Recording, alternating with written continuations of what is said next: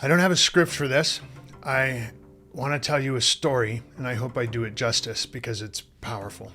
Not that long ago, when Donald Trump threw his hat into the political arena and serious divisiveness started to pop up across the United States, I thought it would be selfishly a really great opportunity for me to show the power of shared human values and our data that identifies the values of different groups of people. And I wanted just once in my life to hear Anderson Cooper say out loud, according to a valuographic study. So I thought, how could I get him to do that? How can I use this moment in American history to profile groups of people and see if I could get Anderson Cooper to say that sentence out loud? So thought to myself, what the media loves to report about more than anything is the media. So why don't, instead of me profiling Republicans and Democrats or Team Red and Team Blue, what if instead I profiled people who watch Fox and people who watch CNN and found this information on what their values were and how they were incredibly different from each other, and send that out to Anderson Cooper and get him to say that sentence that I wanted to hear so badly. So we did our study. We profiled the shared values of people who watch CNN versus Fox, used hundreds of millions of data points in the Valuegraphics database to figure out what made them different, and you know what? Nothing did. It was a non-story. The values of these two groups of people are very, very closely aligned, which is a surprise to folks when they think about that, given what's going on in the United States right now in the political world and the division and the divisiveness that exists in that country. So around the value, for example, of family, both sides over-index on the value of family. It's incredibly important to both sides.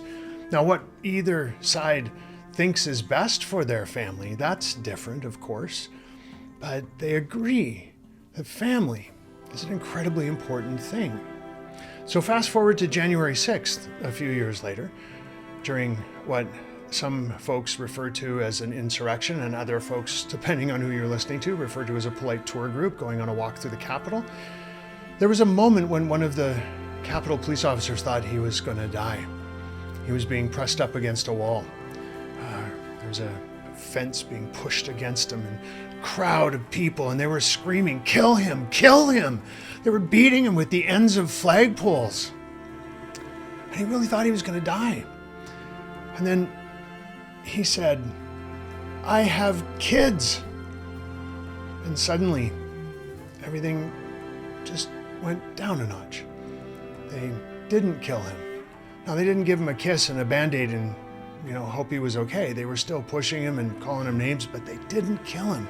Because even in the middle of that incredibly divisive moment, that value, that shared common value, brought people together. That's how powerful it is to understand shared values. Inside organizations, when we're trying to understand how to get our workforce engaged and employee engagement metrics to go through the roof, when we're trying to attract new customers, when we're trying to be better leaders, when we're trying to help people adjust to the AI revolution and these new technologies that are coming in and causing a lot of fear and anxiety in the workplace. If we just could learn what people value, we understand how to connect with them, how to engage them, how to motivate them, how to inspire them. Values are the answer, and we just have to put them to work.